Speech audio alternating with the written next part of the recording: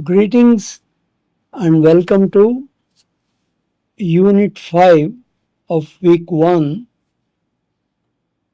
What is OBE? In the last unit, we understood the role of accreditation and some important features of the NBA and NAC accreditation.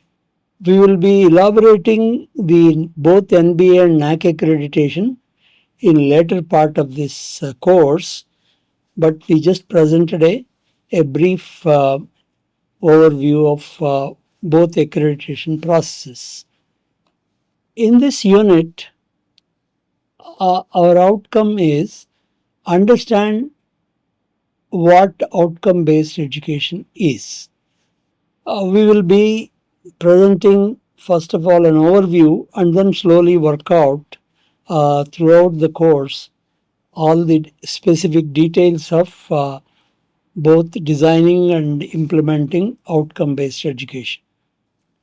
What are the origins of OBE? OBE, we keep using this word now for outcome based education.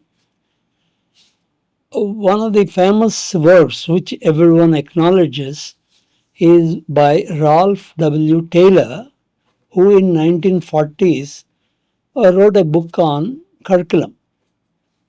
And even today, everybody traces whatever they are doing regarding curriculum education back to that particular document. And he laid foundation for focusing on educational objectives. He used the word educational objectives. Then Benjamin Samuel Bloom, along with others in 1956, classified these educational objectives through a framework that came to be known as Bloom's taxonomy. For example, when I say educational objectives, are they all of the same variety? Are there any different categories in that? If there are different categories, what are they? Do they address all aspects of teaching and learning? So, this particular Bloom's taxonomy addressed that particular issue and tried to provide a solution. But right at the beginning, they said it is not anything final. It is always work in progress. Over a period of time, as everyone accumulates experience, this classification may keep evolving or changing, which actually happened. Then Robert F. Mager stated that an instructional objective, they use the word instructional objectives instead of educational objective, is a collection of words and or pictures and diagrams intended to let others know what you intend for your students to achieve. While it's a very complex sentence, but essentially what Mager was saying, you have to communicate to the student what you want the student to achieve. Unless you state it very clearly, student doesn't know what he is supposed to be doing. And he also stated these instructional objectives are concerned with students, not teachers. It is never what the teacher should teach, but it is always what the student should learn. Then Noel's work in 60s and 70s on adult education and the concept of andragogy highlighted the importance of learner-centered approaches which influence the development of OBE. For example, we use the word pedagogy right now to include everything. Pedagogy literally means holding the hand of a child. That means you are guiding a child. That is pedagogy. Andragogy is to work with the adult. People felt that pedagogical principles are different from andragogical principles because when you are dealing with grown-ups, you cannot take the same approach as you take, let's say, in primary or secondary schools.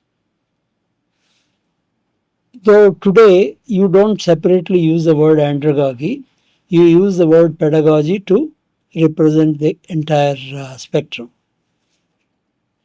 Policymakers and stakeholders in several countries have been emphasizing since 1970s on the need to develop instruments to obtain comparable information on what students learn across schools and higher education institutions. For example, if I want to say this school is training their students better than the students of another school, or they're comparable, I need to have some kind of a measure to do that. And they were always asking for it, both policymakers and stakeholders. Further, towards the end of 1960s, because people were not happy with the way things were happening in many higher education institutions or high school level, the word competency-based education has been coined. Competency-based education was introduced officially in USA in reaction to concerns that the students are not the skills they require in life after school. If somebody is stopping their education after, let us say, a 10th standard or 12th standard, they may not want to go further than that, then do they have skills enough to actually make their life, make their living? And people felt it is not so. And it is particularly true in India because high schools or schools are so overloaded with curriculum, but they do not have any skills if they come out of 10th standard or 12th standard. Really, they do not have adequate skills to make a living for themselves. And CBE is a student-centered, results-oriented instructional system focused on learning outcomes and objectives. But now if you look at CBE and OBE, there is not much difference. Though still officially, USA uses the word CBE to represent certain type of activities. We will not go into that right now. William Spady, along with other educators, developed and promoted OBE principles. Spady's work focused on defining what students should be able to do at the end of their education and designing curriculum and instruction to achieve these outcomes. So he was insisting that you define first what either the graduate of a course or a program should be able to do and work backwards. And the term outcome-based education was first presented by same William Spady in 1994 through his book Outcome-Based Education, Critical Issues and Answers. And it's actually a book that one can get it online free. I would suggest that though the language used in that belonged to that era, but it can still be read. OBE emerged from a combination of educational theories and reforms aimed at improving student learning outcomes on the end results of educational process. And Spady's work focused on school education. And then what happened after 1994, a bit in 1997, directly in line with those OBE principles, adopted engineering criteria 2000, named as EC 2000, which shifted the focus away from the inputs, what material is taught, to the outcomes, what the students learn. Generally, this kind of shift will not easily happen in any higher educational institutions because it is one of the slow, any higher educational institution is one of the organizations that will change very slow. Always it will be very slow. Sometimes it is desirable to be slow, but sometimes too much slowness in that will also lead to uh, many other negative results. Many countries, including USA, Canada, European Union, UK, Australia, South Africa, and China, have adopted officially OBE principles. And the National Board of Accreditation of India adopted OBE in 2015, and NAC of India adopted OBE in 2016. So we are just about 10 years old in trying to adopt. We are still trying to get into that. We are not tuned into that, but we accept officially, but we are trying to get into that. And these outcomes of learning, several words have been used throughout the literature over a long period of time.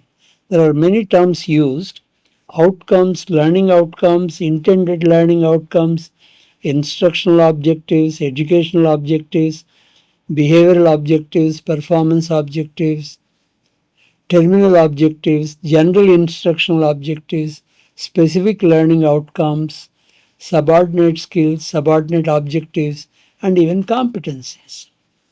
So all these would mean the same, and those are in American context they call learning outcomes. In India we call them outcomes, but at multiple levels. So let us formally define what an outcome is. An outcome is what the learner will be able to do, perform after a learning experience. Of course, learning experience can happen anywhere, not necessarily in the classroom. Even when you walk on the street, you are learning something. But in the context of formal education, that is among the four walls, an outcome is what the student should be able to do at the end of a program or a course or simply as an instructional unit. What he should be able to do. If I can clearly state that, then I work towards that. Student will also work towards that. So outcomes provide the basis for effective interaction among all stakeholders. When I put it on a piece of paper and show it to the other person, other stakeholder, he will be able to effectively react. And if there is a difference of opinion, we can correct it, we can take care of it right at the level of defining which particular outcome I am addressing. Outcome-based education, if you summarize, is an approach to education in which decisions about the curriculum, instruction, and assessment are driven by the exit learning outcomes that the student should demonstrate at the end of a program or course. Okay? Everything about curriculum. There are three issues: curriculum, instruction, and assessment. So decisions about all of them, first of all, should be aligned with one another, and the decisions about all of them can be taken with regard to exit learning outcomes. For example, if a student is graduating and is getting stamped as an engineer at the end of 4 years, what are the things he should be able to do?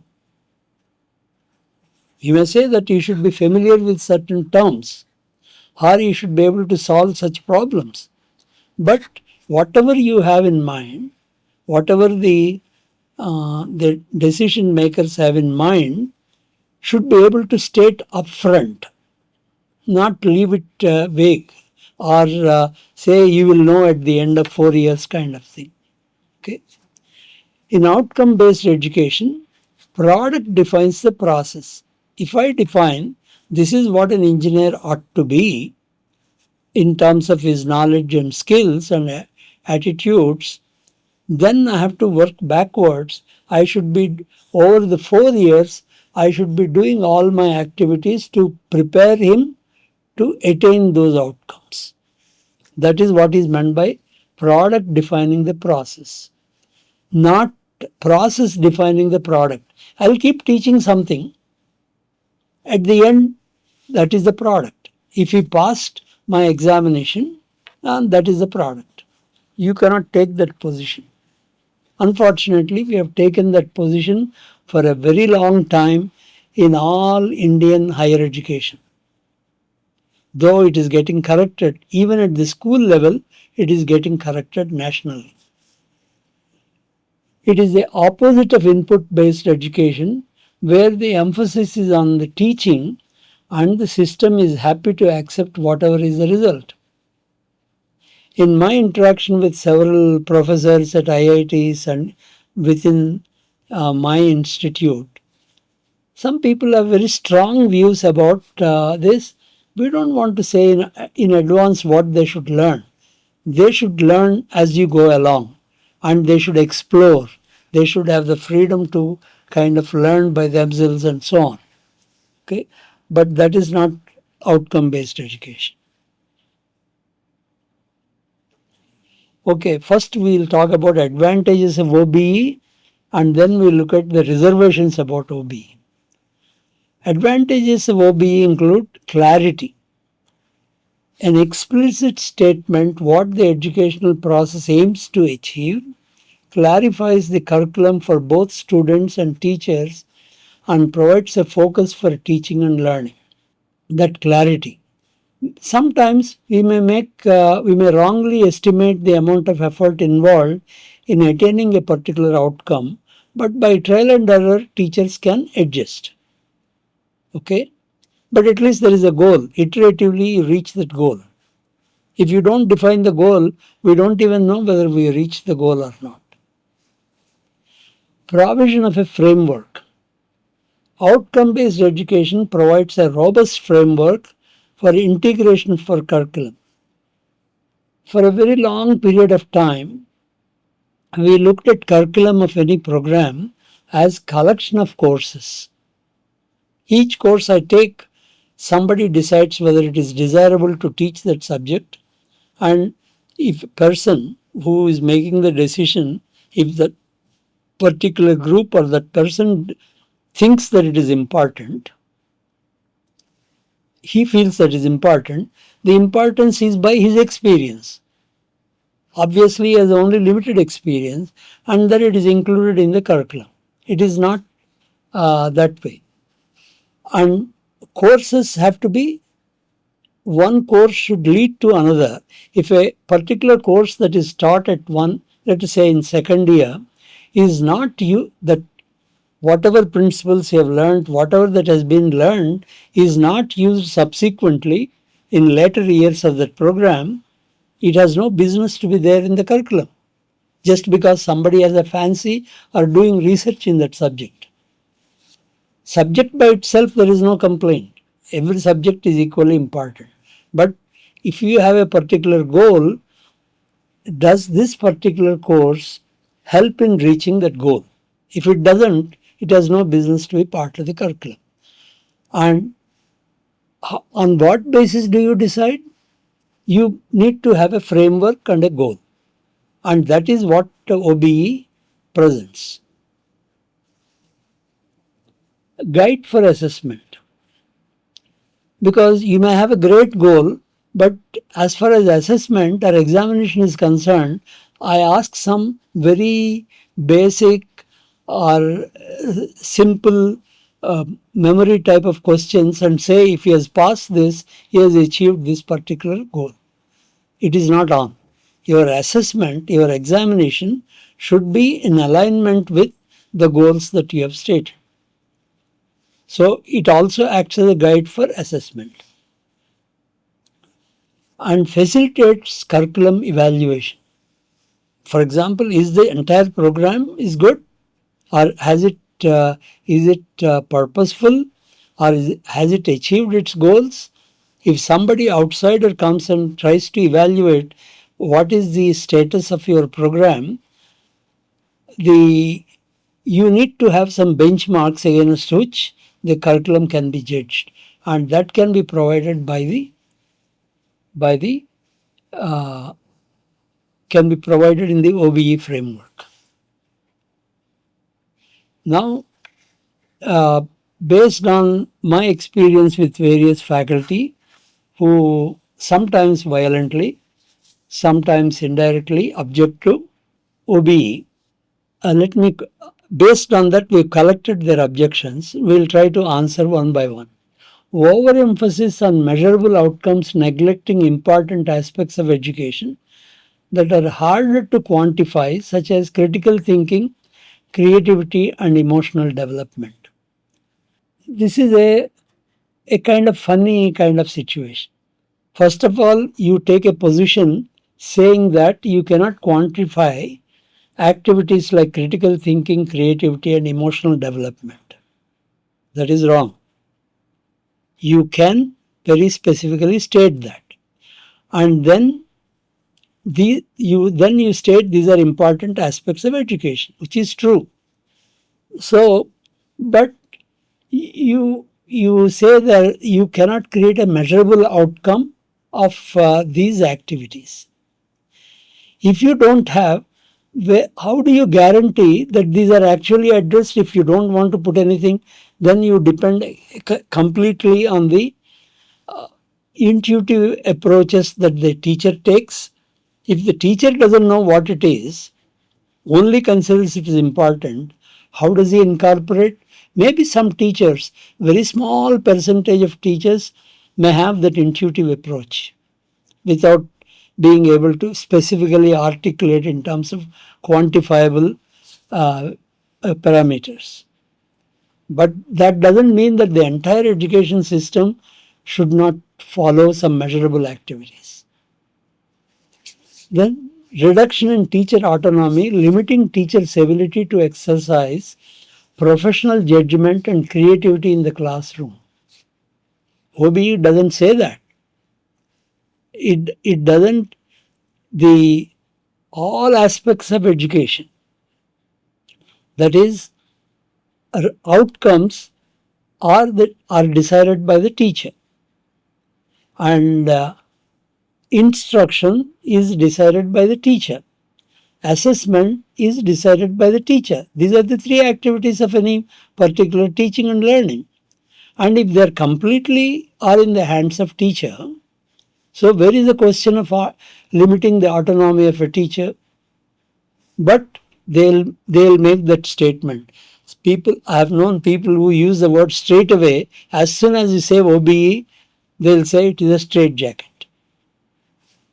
What straitjacket? I was never able to argue with them nor understand that. Implementation challenges as OBE require significant changes in curriculum design, teaching practices, and assessment methods. Yes, some changes have to take place from the existing practices. If you are implementing OBE fully, which you are required to do now, nobody has any choice, but you have solutions. You only have to change your practices a little bit. And for this can be met much better if teachers work together as a group, collaborate with one another. It would be a great experience in any department if teachers can work together to address all these challenges. Then they say equity concerns. Yes, everyone has concern for equity. That means you say in your classroom you have a variety of students. Sometimes people classify the students into 3-4 categories and say we need to address all their requirements. OBE doesn't meet those requirements. But nobody is meeting their requirements either, unless you put a lot of extra activities outside the classroom. Now in today's context, within the framework of OBE and using technology, one can greatly meet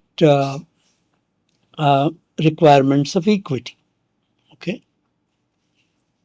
Further, narrowing the curriculum because subjects and activities not directly related to the outcomes are de-emphasized and excluded. First of all, you have no business to have courses, as I mentioned, which have nothing to do with the outside, just because a few people consider they're important. It is good to know. It is good to have that particular knowledge.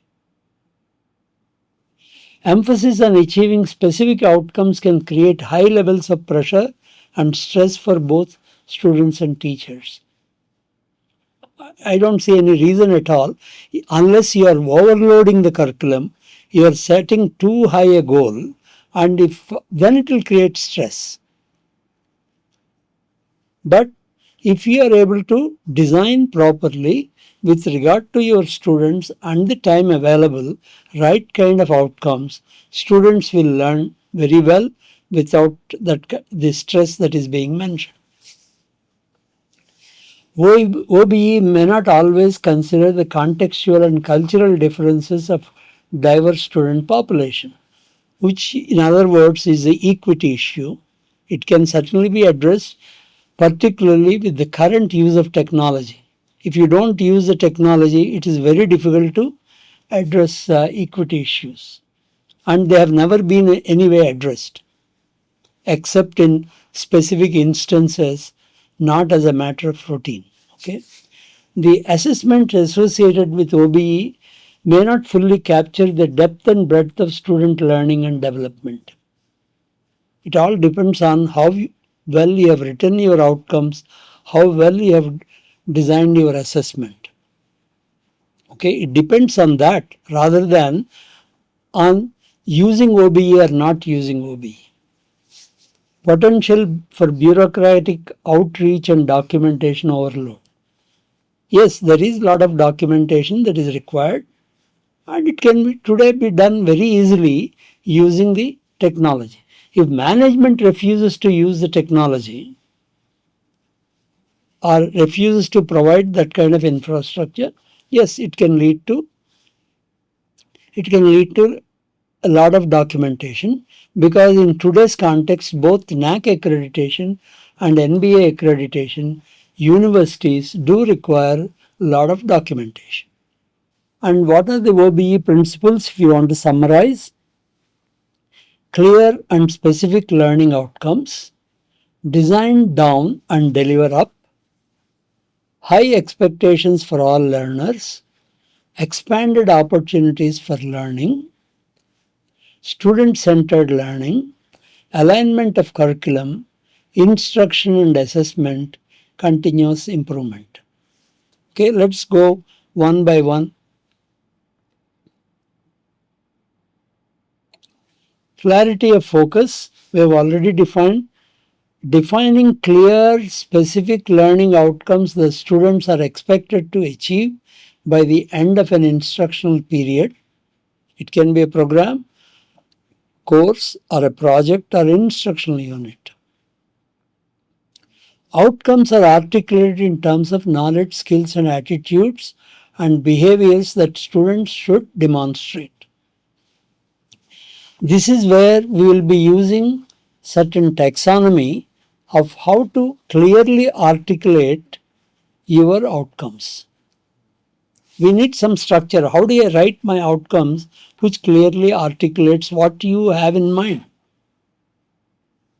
If you write some statement and if the teacher says that is not what I am looking for, okay, you have to explore and reword that and include all aspects of that.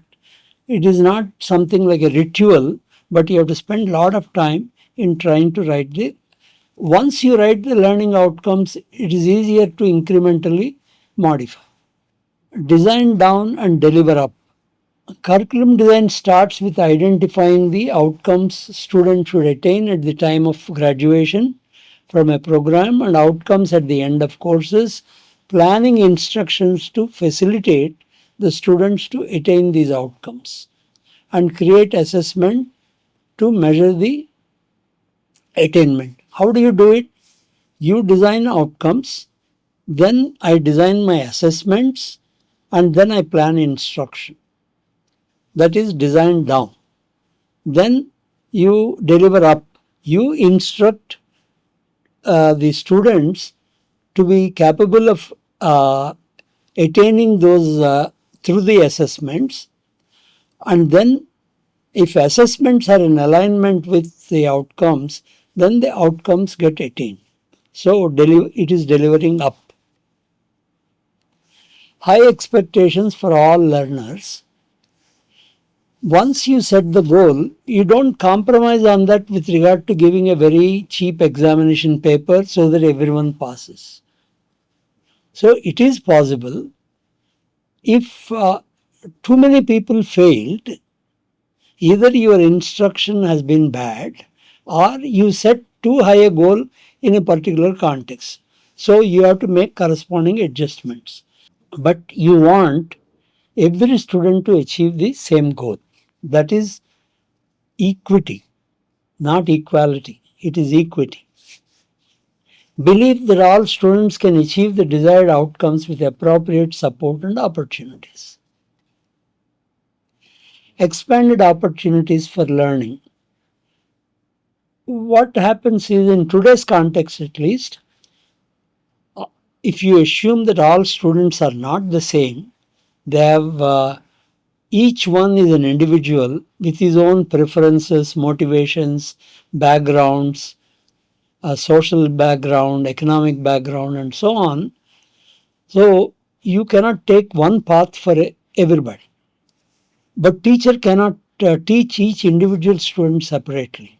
But in today's context, multiple pathways for learning can be created to achieve the same goal within the OBE framework. Emphasizing personalized learning experiences, differentiated instruction, and flexible pacing all are possible with technology. Focusing on what students are expected to learn rather than what teachers are expected to teach. Encouraging active learning, critical thinking, and problem solving skills. They can all be, these are all expanded opportunities for learning. Alignment of curriculum, instruction, and assessment. We have already stated alignment is a concept that had existed for a very long time in the field of education, even before 1940s, right from the 20s, 30s it existed. The word is actually being used. There should be alignment between your expectation and assessment. Okay? These two should be aligned with one another.